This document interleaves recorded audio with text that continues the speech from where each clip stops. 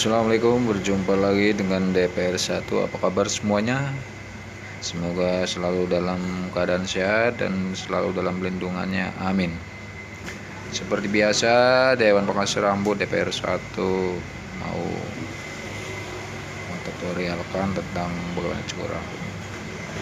Nah, kebetulan di kali ini saya mau menunjukkan tentang bagaimana membuat kotak flat top dengan cara sederhana, biar gradasinya full, biar langsungnya dapet.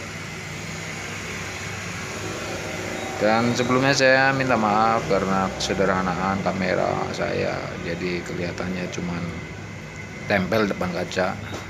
Saya rasa itu udah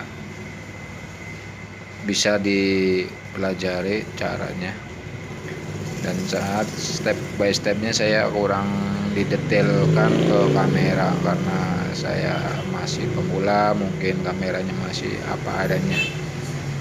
Oke, kurang lebihnya buat para pemula, salam satu gunting sedunia, salam satu keren selalu buat semuanya di mana saja berada, dan terima kasih untuk sudah hadir dan nonton dan like, comment, subscribe di video kali ini.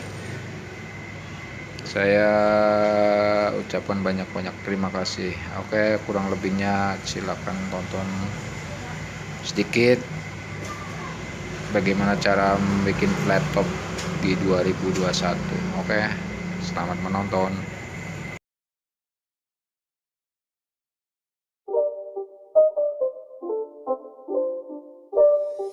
It's not a game, it's a rich thing.